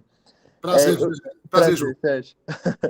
Eu tenho 3 perguntas, mas, assim, você gostaria que eu fizesse elas tudo de uma vez, ou eu faço por partes? Vou tentar ser breve também. Como são 3, eu preferia que fosse dividido, a não ser que elas sejam muito, muito conectadas. Mas aí fica a teu critério, tá? Certo. A primeira pergunta é que não ficou muito claro para mim se esse movimento de naturalizar a intencionalidade, quais são os comprometimentos ontológicos dele, assim. Porque, assim, se eu estou tentando naturalizar a intencionalidade tanto na concepção científica quanto na causal, eu tenho um viés materialista, ou ao menos eu vou tentar reduzir a mentalidade, ou eu vou ter uma concepção superveniente, não ficou muito claro para mim se isso é maleável, se isso é flexível. E em relação aos qualia, eu vou ter que ter um pressuposto eliminativista, ou eu vou tentar intencionalizar os qualia, também não ficou muito claro para mim onde os qualia se encaixam nesse movimento, ou se simplesmente eu não preciso falar acerca deles, porque o meu escopo está bem delimitado só nos fenômenos mentais intencionais. Essa é a primeira pergunta. E aí eu tenho outras 2, mas se você quiser já falar sobre essa. Eu falo aqui que já é suficientemente complexa, né? Então, veja só, eu acho que a sua pergunta tem vários níveis, né? Você pode se perguntar o seguinte, olha, por que você, Sérgio, e toda essa galera aqui está perdendo tempo tentando naturalizar a intencionalidade, né? Por quê? Isso não é óbvio, não é? Como qualquer projeto reducionista, você tem que ter uma motivação forte que justifique todo o esforço intelectual, filosófico, para você desenvolver aquela redução. Então, pense o seguinte, por exemplo, o meu orientador de mestrado é um sujeito chamado Guido Maguire. Ele trabalha com metafísica analítica. E ele tem um projeto nominalista quanto ao problema dos universais. Ele tem que explicar o porquê que esse projeto nominalista é necessário para solucionar os universais. Porque senão seria mais fácil ele simplesmente tomar os universais como algo dado. Olha, existem universais, vou ficar quebrando minha cabeça tentando explicar tudo. tudo em termos nominalistas. Por quê?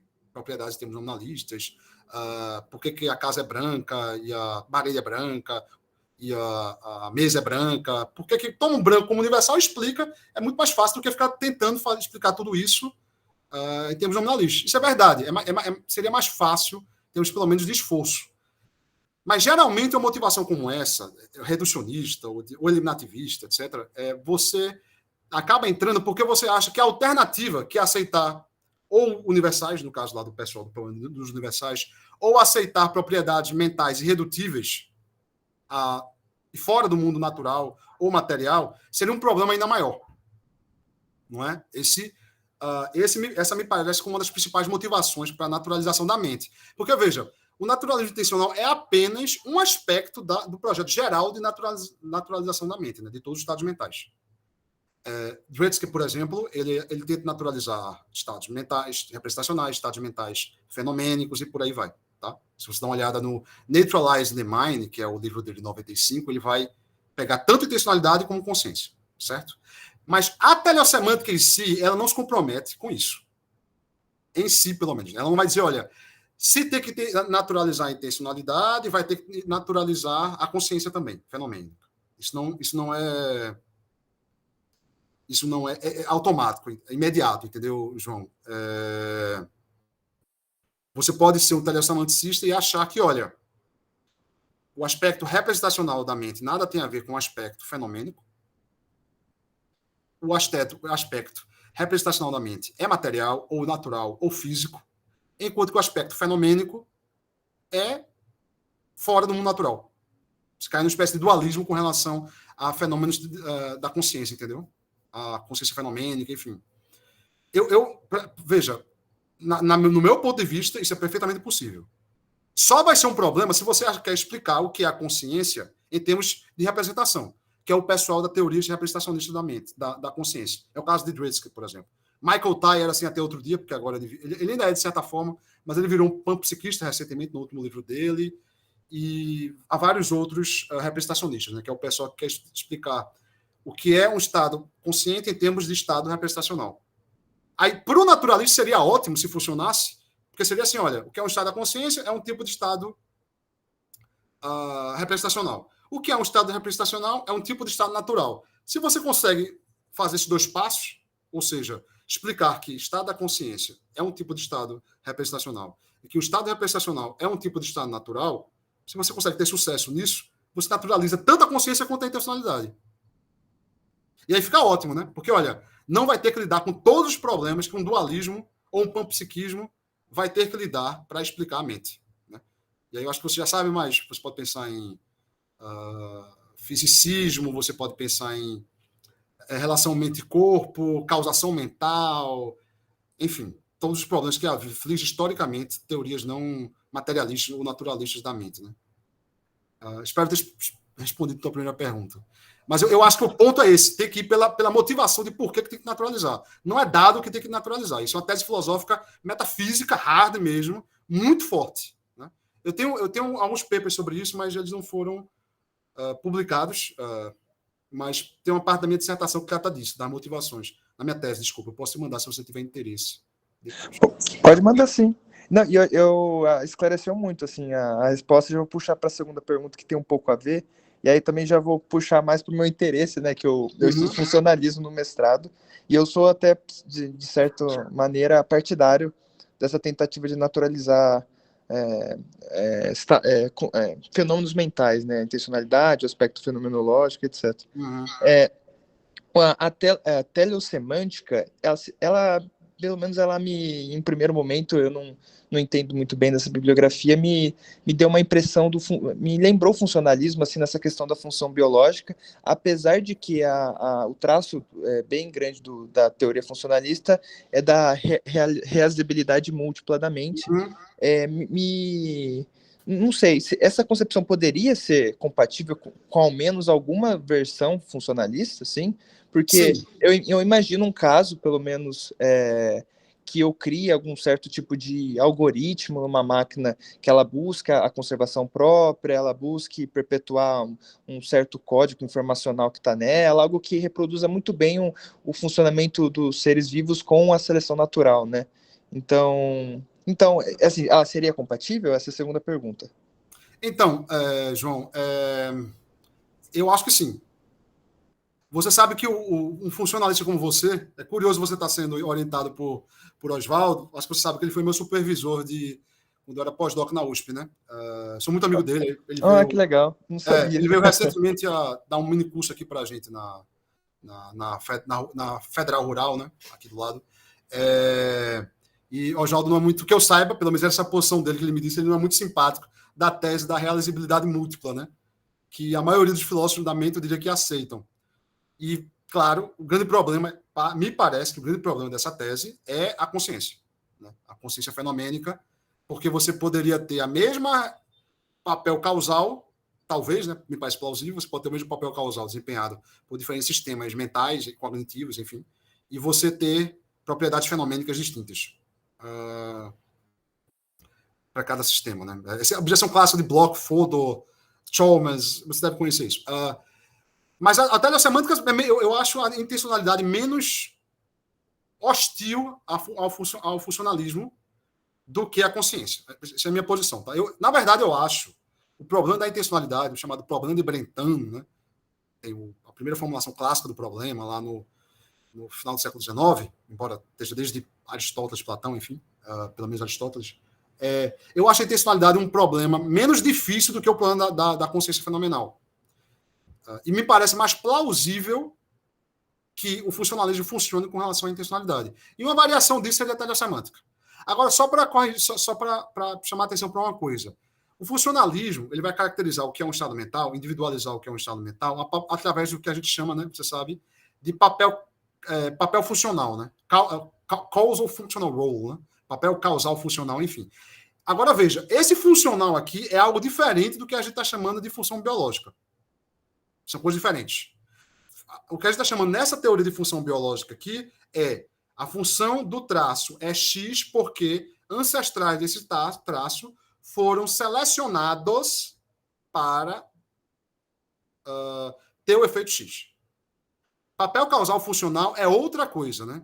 Quer dizer, com a economia mental, aí você sabe do estado mental, os estados que causam esse estado mental, desse estado mental, que tipo de comportamento esse estado mental vai causar, ou outros estados mentais, e a relação desse estado mental com outros estados mentais. Então, é uma economia mental de papel causal funcional, né? Mas é plenamente compatível, sim. Ao meu ver, para mim. Na tese, eu chego inclusive, a citar isso. Que, sei lá, você pode ter organismos diferentes representando a mesma coisa, talvez. Por que não? Realizabilidade múltipla, né? Eu represento comida, um organismo pode representar comida, outro organismo por aí vai. Oi. E eu também achei extremamente interessante essa concepção, porque igual você acabou de comentar, assim, às vezes não fica muito claro para mim o que o funcionalismo quer dizer com papel causal, e às vezes até na bibliografia parece que não fica exatamente claro o que são esses estados funcionais, o que é papel causal num certo sistema, e aí até seria, não sei também se seria interessante para a teoria funcionalista no geral, pensar numa concepção também teleológica desses papéis causais, desses estados mentais, pensando em seleção natural, né? Eu não sei se alguém já tentou fazer isso, mas eu pensei nisso e eu vou dar uma pesquisada que eu achei interessante, assim. E a última pergunta, que foge um pouco das duas primeiras, é que o processamento consciente ele não é algo fidedigno da realidade, ele tem um delayzinho, né, até eu estar consciente do meio que está ao meu redor, assim, eu não vou saber quantos milissegundos são, mas tem um delayzinho. O fato de ocorrer esse delay da informação do mundo externo chegar na minha representação gera problemas para as teorias representacionais, ou isso não é um problema? Porque me parece que quando a gente fala que a gente está representando o mundo externo, a gente não fala que a gente está representando o passado do mundo externo. Me parece que nessa fala a gente subentende que a gente representa o mundo externo naquele momento, e não é exatamente naquele momento. Então, isso geraria problemas para a teoria? Olha, Veja, como eu tinha dito, eu estou lidando aqui com representações mentais muito primitivas, né? São representações visuais, sensoriais, né? Não estou tentando lidar como é que a gente determina o conteúdo, como eu disse, da minha crença que o Brasil é um país democrático. Já tem vários problemas aí, mas você pode pensar, claro, qual é a função biológica da minha crença que o Brasil é um país democrático. É muito mais difícil isso. Isso é um problema não só para a telesemântica, mas para qualquer outra teoria naturalista. Porque mesmo que a gente consiga dar conta da intencionalidade de sistemas representacionais primitivos, nada garante que a gente vai conseguir dar conta da intencionalidade de sistemas representacionais complexos. Como é o caso do nosso, né? Ou de primatas muito mais evolutivamente muito mais próximos da gente. Então, para tentar lidar com isso, a gente vai ter que lidar com outros tipos de funções biológicas, vai ter que ter função biológica relativa ao desenvolvimento do organismo, vai ter que ter aprendizagem. É um problema, mas aqui eu estou tentando lidar só com representações sensoriais primitivas. Tá? A sua pergunta especificamente é a questão do delay. Olha, o delay aqui, se você aceita isso da função biológica, no caso aqui especificamente, as representações mentais seriam, notem, inatas, né? Por isso que é um subconjunto pequeno. Seriam inatas porque são resultado do processo evolutivo, né? Elas não são adquiridas. Outras representações, claro, são adquiridas. Se a telesemântica fosse comprometida com a tese que todas as representações são inatas, seria uma teoria, obviamente, inviável, né? Então, vai ter que ter outros tipos de funções biológicas que não são inatas, né? que não a operação delas, a seleção, enfim, que vai dar origem metafisicamente a elas, não são um processo inato. Aprendizado seria o exemplo clássico disso, né? Mas, enfim. Mas, no caso, no nosso domínio aqui, vamos dizer, pequeno domínio, eu acho que a questão do delay do tempo só seria um problema, assim, para te responder, só seria um problema se ele fosse grande. Pensa assim, o organismo O representa a presença do predador, P. O meu exemplo aqui na palestra foi o exemplo clássico da mosca com o nutriente lá, né? A mosca, o sapo. No caso, a mosca, o nutriente, o sapo é o predador, no caso, né? Mas pensa que o organismo está representando seu predador, ele tem que fugir. Se a representação dele for muito lenta, a ponto de ele ser capturado antes de ele poder esboçar qualquer reação, aí, evolutivamente, o sistema representacional dele não tem qualquer serventia biológica, né? Então, evolutivamente, teve que selecionar certos sistemas representacionais que não tivessem esse delay todo. Deu para entender? Entendi. Mas isso é só no caso da evolução, esse meu exemplo é só no caso da sistemas representacionais resultantes da evolução, com representações desse tipo, né? E para predadores. Você pode pensar em casos mais complexos, aí seria um problema maior, eu acho, né? Para outras representações mais complexas. Mas, enfim, espero ter respondido a tua pergunta. Não, respondeu sim. Obrigado, professor. Obrigado, João. Qualquer coisa pode mandar... eu vou deixar meu e-mail aqui para você entrar em contato, tá? E você pode mandar e-mail para a gente falar e tal. Muito bom te conhecer, João. Quando vê o Oswaldo, manda um abraço para ele. Pode deixar, professor. Vou te mandar um e-mail, então, para você me mandar a sua tese. Claro. Né? Valeu. Tá.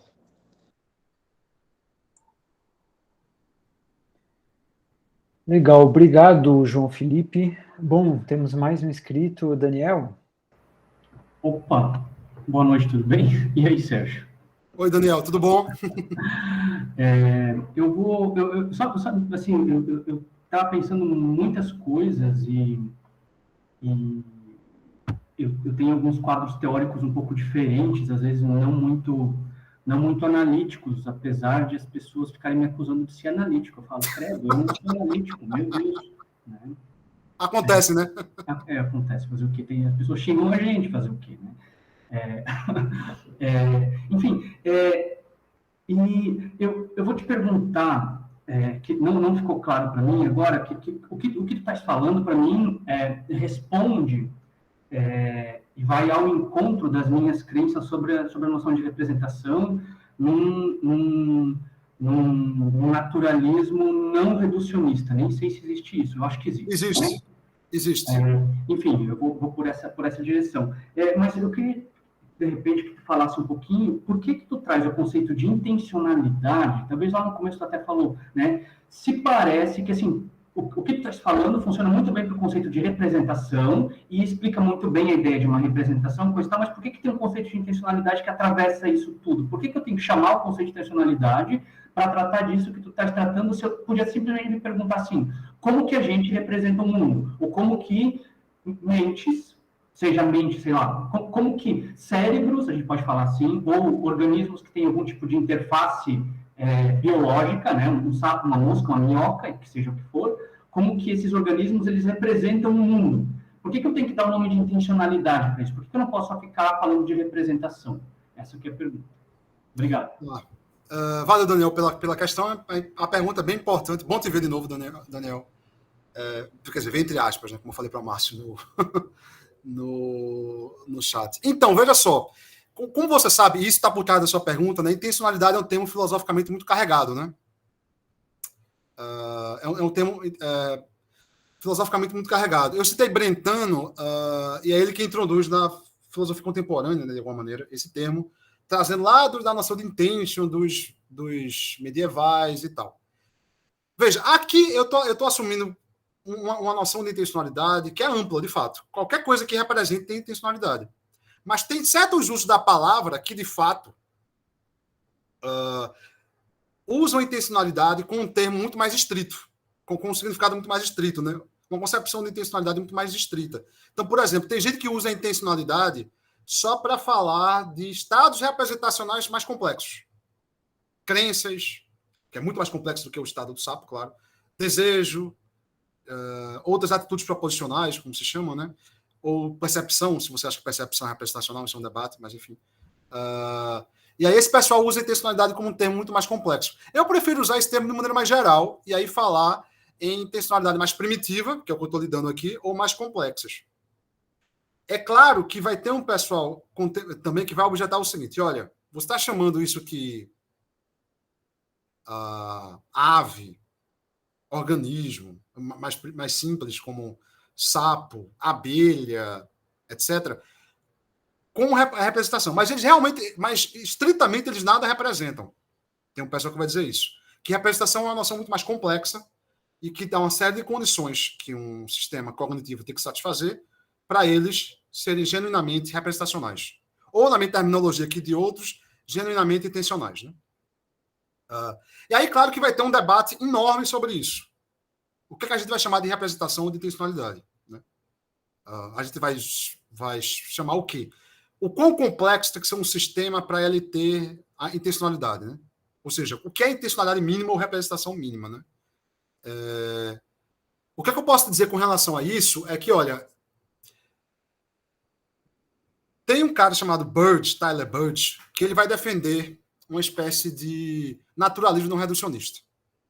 Qual a ideia aqui? Por isso que eu respondi logo aquele teu primeiro ponto. Falei sim, né? A ideia aqui seria o seguinte. Bird acha que estados representacionais ou intencionais, na minha terminologia aqui, né? Eles são naturais, eles fazem parte da ordem natural do mundo, tá? Mas eles são fundamentais. Ou seja, eles não são redutíveis a estados naturais mais fundamentais, porque eles já estão no piso, entendeu? Da hierarquia de estados ontológicos. Desculpa. Na hierarquia ontológica de estados naturais. Essa é a tese de Bird. Ele vai contra todo mundo que eu citei aqui, basicamente, dos naturalistas, porque a maioria dos naturalistas são reducionistas. Né? Ele acha que não, olha, estados representacionais fazem parte da ordem natural, mas eles não são redutíveis a estados físicos, a estados biológicos, etc. Eles estão no mesmo nível de hierarquização, entendeu? E fica muito influente e tal. Ele é um grande opositor da telesemântica, da teoria causal, causal informacional, do conteúdo também, que é outro tipo de teoria naturalista representacional e reducionista, né? E ele vai dizer, e ele também é famoso porque ele vai fazer essa objeção que eu acabei de citar, né? Ele vai dizer que, olha, o problema de Millikan, Papineau, o pessoal da telesemântica e outros é que eles tratam estados que obviamente não são representacionais como estados representacionais. E no caso de Millikan e Papineau, eles são bem mais radicais do que eu. Em que sentido? Só para terminar a resposta agora, tá? Eles acham que bactérias são representacionais, sistemas representacionais. Por exemplo, tem uma bactéria anaeróbica que ela tem um sistema de ímã interno que lá no Polo Norte, esse lima interno leva elas a ficarem no fundo do mar, perto do centro geomagnético, né? E isso é evolutivamente benéfico para elas, porque o fundo do mar é uma região com pouca oxigênio. E a superfície do mar é uma região com muito oxigênio, que é letal para a bactéria. Então, se a bactéria, pelo seu ímã interno, fica ligada ao fundo do mar, ela sobrevive, sabe? E segundo esse pessoal, Millikan, Papert, eles vão dizer que isso é o limite da representacionalidade ou intencionalidade. Eles vão usar isso para dizer que, olha, isso é o mínimo que algo tem que ter para ter uma representação. Aí tem as condições lá que eu não vou entrar no detalhe. Eu acho, e eu defendi isso, publiquei artigos sobre isso e tal, os artigos que eu enviei para Daniel tratam disso, que está na página lá do NELF e tal. Eu acho que as condições para algo ter essa representação mínima, chamar assim, ou eu chamo de intencionalidade mínima, tem que ser mais restritas, né? Porque eu acho que por umas... Daniel. No caso, César acabou de mandar o link aqui. Eu acho que as condições para algo, um sistema cognitivo ou biológico, enfim, ter intencionalidade são mais estritas, mais fortes do que pessoas como filósofos como Millikan, Papineau defendem, né? E aí, nesses papers aí, eu trato disso. Eu acho que eu estou com esse paper aqui, por exemplo. Esse aqui, estritamente, uma proposta dual para condições mínimas para intencionalidade, que eu trato especificamente desse problema. Se você tiver interesse, talvez seja interessante dar uma olhada. Mas, só para fechar, então, eu trato intencionalidade de uma maneira mais ampla mesmo. Mas tem gente que trata o termo intencionalidade como sendo um tipo de representação mais complexa, né? Enfim, é isso. Não sei se respondi muito bem.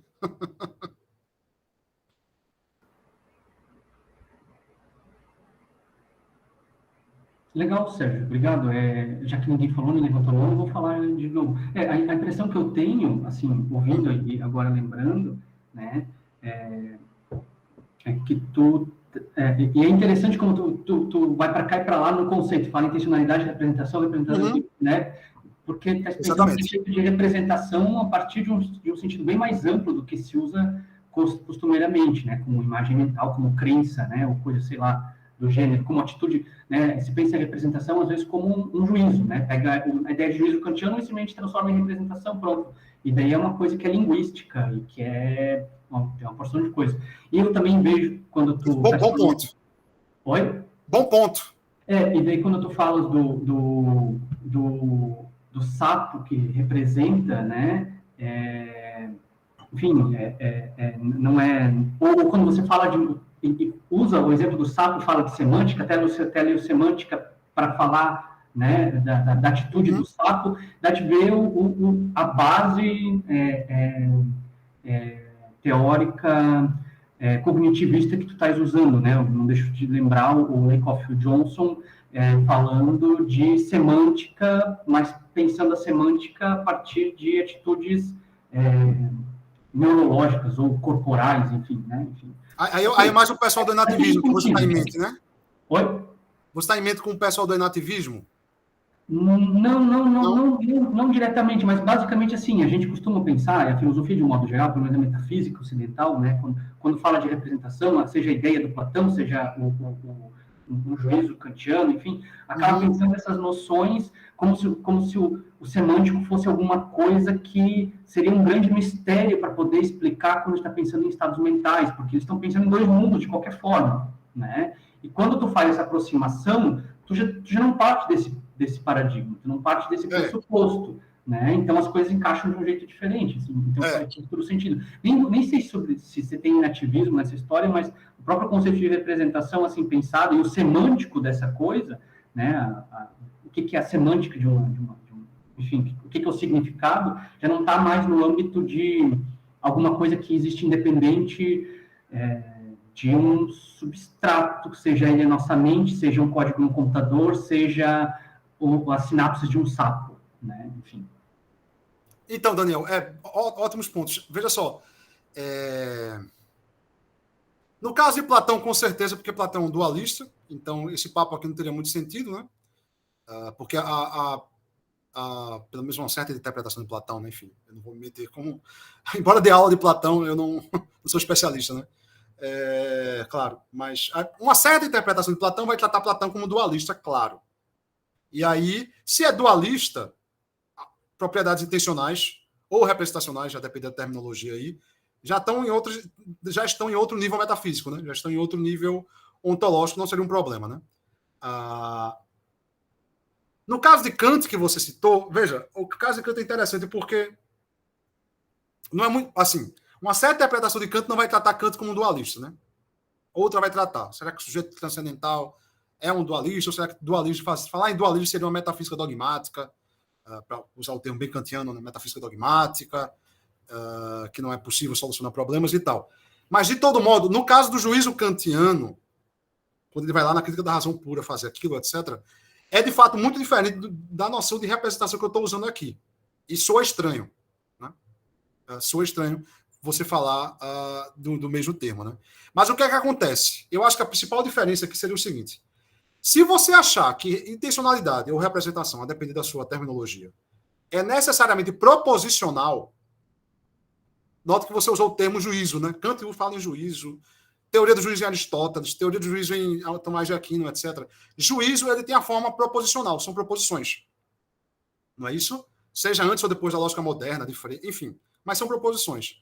Se você acha que há representações primitivas, como eu estou usando esse termo aqui, no caso do sapo, do primata ou do etc., esse pessoal, eles não têm, esses organismos, eles não têm representações proposicionais. Porque para ter uma representação proposicional, assim, Daniel é catarinense. Isso é uma proposição, certo? Isso é uma representação muito mais complexa do que um exemplo desse de um sapo, entendeu? Ela tem é o que se chama contemporaneamente de conteúdo proposicional. Você consegue exprimir o que aquela representação está representando na forma proposicional. Se você acha que toda representação é proposicional, então isso aqui cai por terra. O que eu estou assumindo aqui também é que você pode ter representação primitiva não proposicional, que a forma, o conteúdo é não proposicional. Tá? Então, na verdade, quando eu digo, olha, o conteúdo da representação do sapo é comida, ou está aqui uma comida, isso estritamente está errado. Porque isto é uma comida, é uma proposição. Tá? Aí você vai ter uma série de teorias sobre o que é um conteúdo não proposicional, se realmente é conteúdo não proposicional e por aí vai. Isso é bem debatível também. Embora eu diria que, entre os naturalistas, sem dúvida, a maioria acha que há conteúdo proposicional ou não proposicional. Né? E mesmo entre não naturalistas, não sei se você conhece, por exemplo, John McDowell, é um cara lá de Pittsburgh, trabalha com Hegel e tal, ele acha, por exemplo, que o conteúdo da percepção é não proposicional. Mesmo da nossa, entendeu? Não precisa ir pro... Quer dizer, desculpa, ele não. O debate no qual ele está inserido. Né? Tem um pessoal que acha que o conteúdo é sempre proposicional da percepção e outro que vou dizer que não é proposicional. E o pessoal que acha que não é proposicional, eles pensam mesmo em palhetas de cores, níveis de cores, né? Degradações de vermelho, azul, etc. Que quando a gente representa isso, nosso conteúdo é não proposicional. Eles vão dizer por que não é proposicional, porque a nossa representação de níveis de cores, pense naquelas infinidades lá de níveis de cores, tipos de azuis, tipos de vermelho, de verde, etc., elas ultrapassam qualquer representação proposicional que nós podemos ter delas. Aí tem todo esse exemplo sobre o conteúdo da percepção, todo esse debate, sobre o conteúdo da percepção, se ele é proposicional ou não. E para fechar com Kant agora, tem um pessoal, Roberto Horácio, por exemplo, é um professor lá do Rio, que eles acham que essa ideia de conteúdo não proposicional já está em Kant. Então veja como é curioso, né? É claro que Kant não vai chamar isso de juízo, né? Mas, pelo menos como a gente compreende juízo de maneira mais ortodoxa. Mas tem um pessoal que acha que já em Kant já há a ideia de conteúdo não proposicional. Enfim.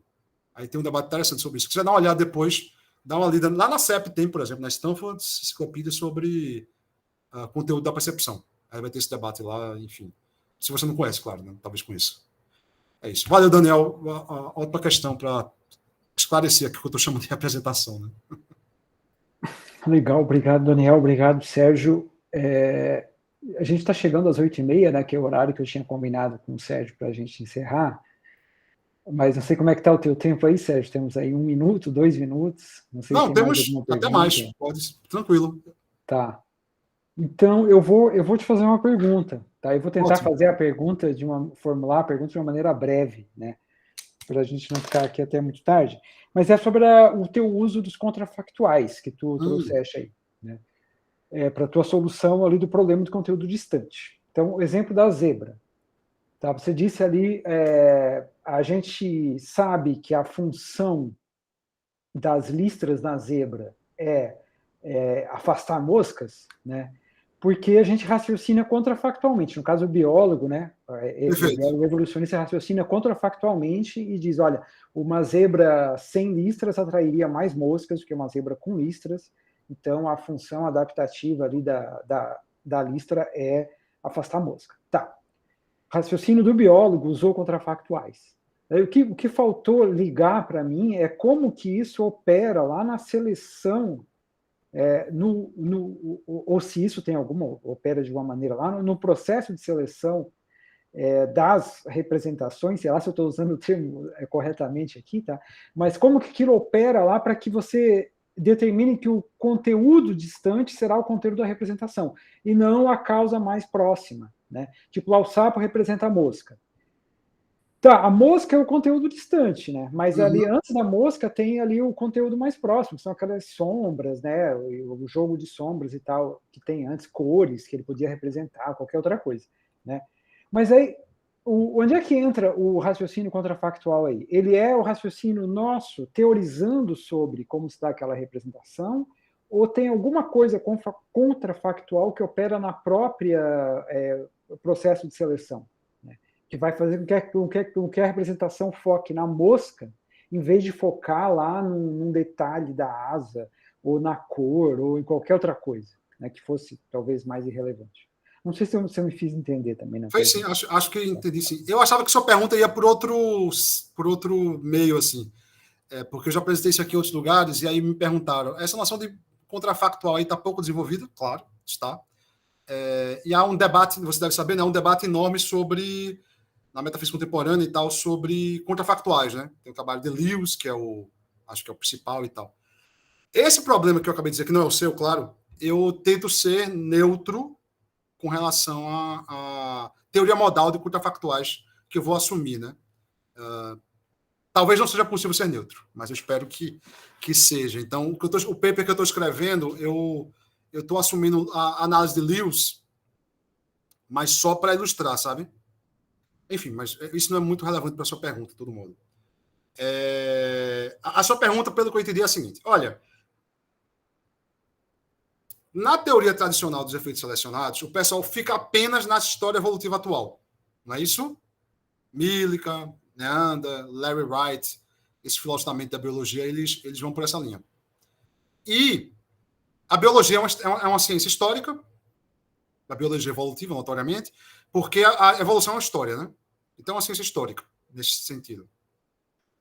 Só que é uma história atual.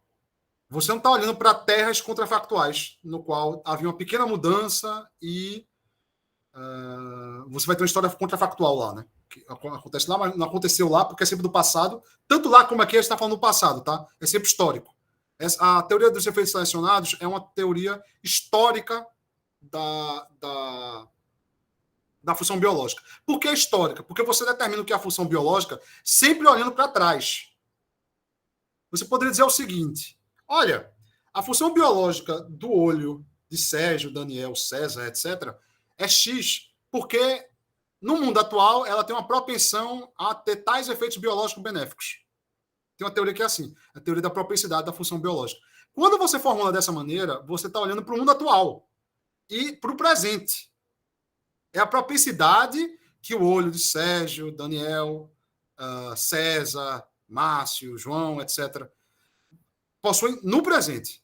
Mas para a teoria dos efeitos selecionados que eu estou tratando aqui, é sempre o passado, porque é sempre histórica. E por que é sempre histórica? Porque você está dizendo que aquele traço tem aquele efeito porque foi benéfico no passado. Você explica, de alguma maneira, a presença desse efeito, desse traço, olhando para o passado e não para o presente.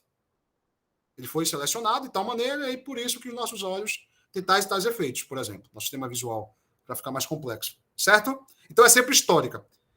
A confusão que eu estou arrumando aqui agora, para lidar com o problema do conteúdo, é dizer o seguinte: ok, vamos continuar olhando para a história, mas vamos parar de olhar para a história atual apenas, mas também olhar para a história contrafactual.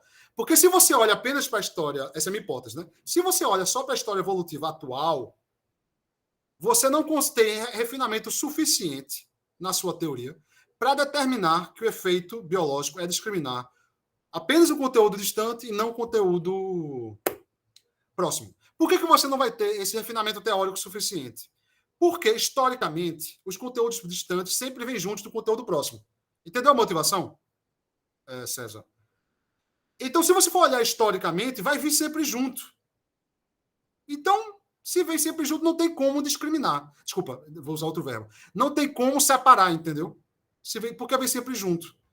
Esse é um problema não apenas para esse tipo de problema de indeterminação funcional, mas tem outros que vão também recorrer a isso. Fora tem outro problema de determinação funcional contra a teoria semântica que vai partir dessa coextensionalidade, vamos chamar assim.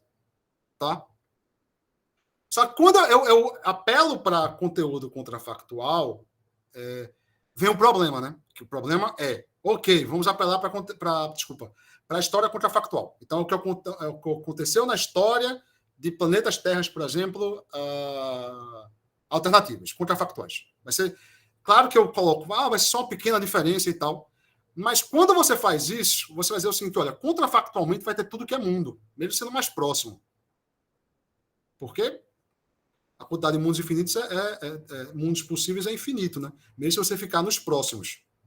Vai ter um mundo contrafactual no qual eu estou de camisa preta, no qual eu estou de camisa branca, e aí você vai, né, distribuindo.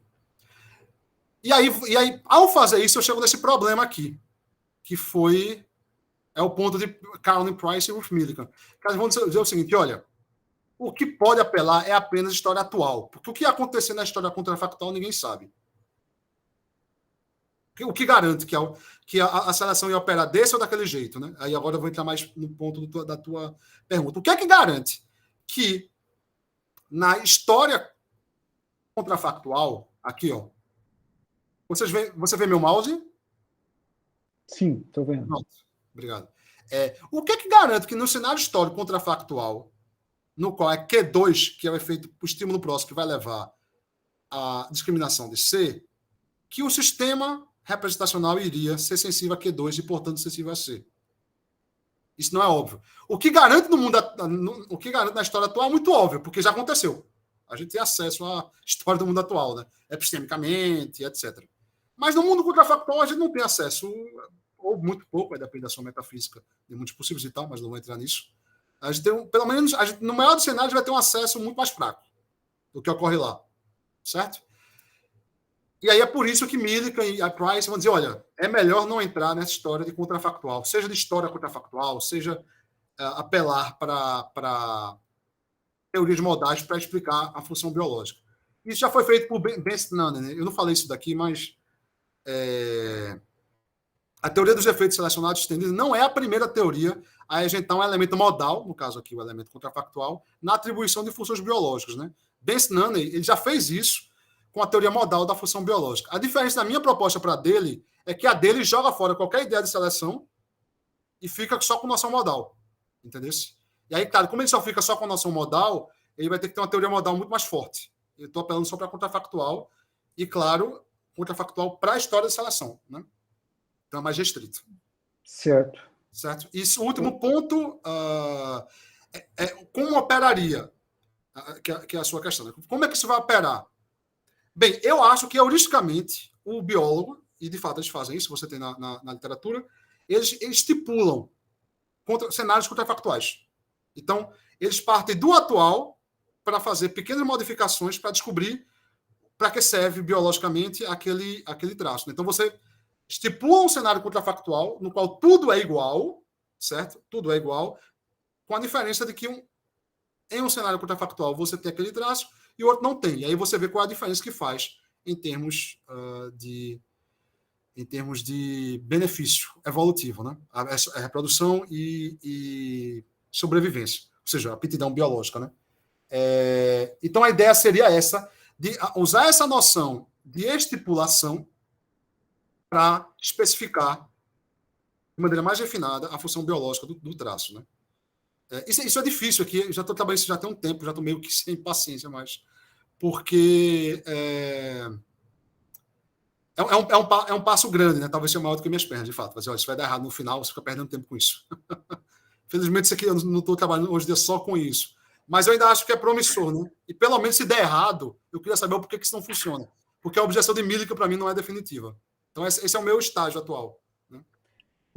Legal, obrigado, Sérgio. Acho que eu entendi melhor o teu ponto agora. Né? O teu ponto como você usou a expressão, refinamento teórico, né? É dar mais ferramentas, né, para a gente teorizar sobre a função biológica dessas representações, né? Encontrar aí a função biológica própria delas, que é representar o conteúdo distante.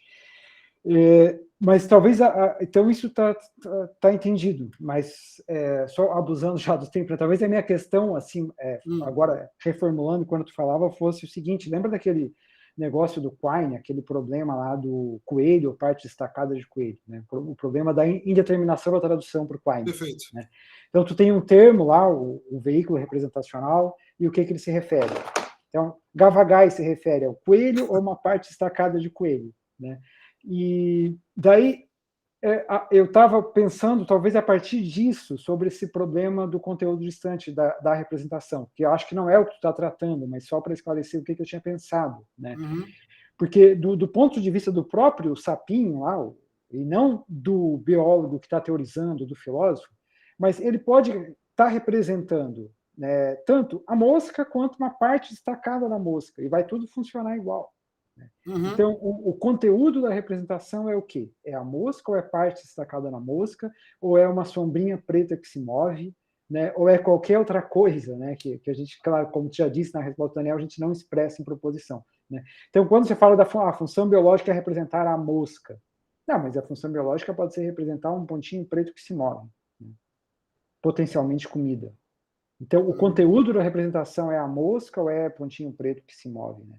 Daí, eu não sei se pensar a partir de contrafactuais ajudaria a responder essa questão também, meio que de uma da indeterminação da tradução aqui, transposta para esse caso. Olha, esse é outro problema de indeterminação do conteúdo, né? Esse é outro. É um problemaço, eu acho. O pessoal tenta salvar isso de várias maneiras. Quine não era muito especificamente. Ele tentava rejeitar idioma intencional, né? E intencionalidade caia por terra aí. Ele é um que chama de extensionalista. Um dos motivos é porque você não vai conseguir separar coelho, partes não destacadas de coelho, e aí o exemplo lá do Gavagai, que também serve no caso, ele usa também a indeterminação da tradução, tanto, você sabe, né, tanto para a sociedade primitiva lá do qual o linguista está tentando traduzir, que é o exemplo da indeterminação da tradução, mas também para bebês muito novos, né? Esse é outro exemplo. Isso é um problemão. No caso de Quine, veja, se ele rejeita idioma intencional em lógica, ele não vai gostar de contrafactual.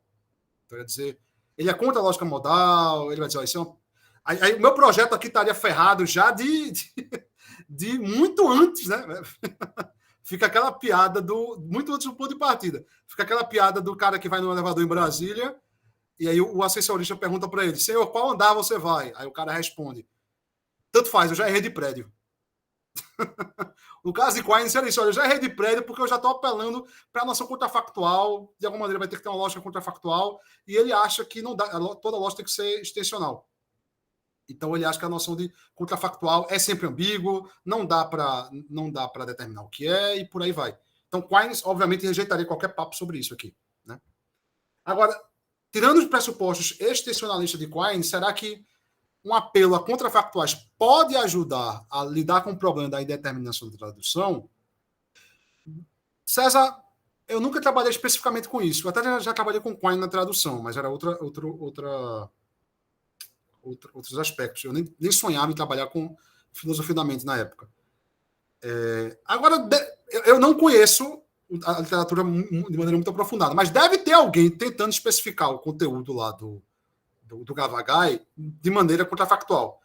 Porque essa é uma saída clássica para vários problemas metafísicos, epistemicos e por aí vai, né? Porque ele vai tentar dizer, eu acho que ele vai tentar dizer o seguinte: olha, por que, que o conteúdo, o que está sendo representado por Gavagai é coelho e não parte não destacada de coelho? Suponha um cenário contrafactual no qual e naquele cenário as pessoas daquela comunidade linguística iriam usar a palavra Gavagai para se referir a coelho, né? Agora, eu acho que é mais complexo ainda usar contrafactual aí, porque vai haver algum mundo possível no qual você vai ter a instância da propriedade de ser um coelho, mas já não há de ter a instância da propriedade parte não destacada de coelho? Talvez sim, talvez seja um mundo impossível. Aí depende, não sei. Mas um mundo possível, agora só para fechar, um mundo possível no qual você vai ter o conteúdo distante, mas não a condição próxima, que é o que eu fiz aqui, ou seja, você vai ter lá a mosca lá, mas o desenho da mosca na sua retina vai ser ligeiramente diferente, ele é bem mais plausível, ou seja, é um mundo possível muito mais próximo do nosso, né? Assumindo que há esse mundo possível, claro que eu estou assumindo aqui. Então, eu acho que é menos problemático aí. Agora, claro, se você quer, que é o nosso objetivo final, determinar o conteúdo em todas as instâncias, você vai ter que lidar com esse problema de Quine, né, da determinação da tradução. Então, certo. Todo mundo trabalha com filosofia da mente, filosofia da linguagem, intencionalidade e representação. Em algum momento vai ter que lidar com isso, né? Enfim. É isso. Perfeito, Sérgio. Muito obrigado.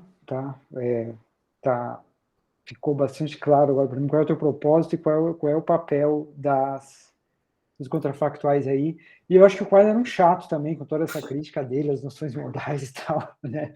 Eu acho que tem alguns pontos legais, tipo esse problema da indeterminação da tradução, que a gente pode pegar dele, mas não vale a pena comprar o pacote inteiro, não.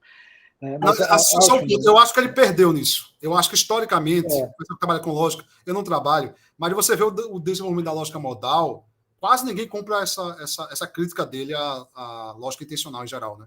Então, a da lógica modal, né? A coisa progrediu e a crítica ficou para trás, né? Então, a ferramenta é útil, né? Beleza. Então, agradeço muito a tua presença, a tua fala aqui, Sérgio, a presença dos demais também, aqueles que fizeram perguntas. Obrigado a todos. Eu vou encerrar a gravação agora. Se você quiser dar palavras finais suas aí, Sérgio, para ficar na gravação, fica à vontade. Eu só queria agradecer a todos aqui que vieram, a todos os professores da Federal do Maranhão que vieram, Daniel, você, César, Márcio. Muito obrigado pelo convite. Foi uma outra oportunidade de apresentar meu trabalho. Qualquer coisa, estamos por aí, né? Vamos trabalhar para a integração na filosofia contemporânea aqui no Nordeste, né? Pernambuco, Bahia, Maranhão, Paraíba, Alagoas, enfim. Eu acho que essa é uma ideia boa e que isso aqui contribui para a gente que faz filosofia fora dos grandes centros, né? São Paulo, Rio, enfim. É isso. Obrigado a todos. Perfeito.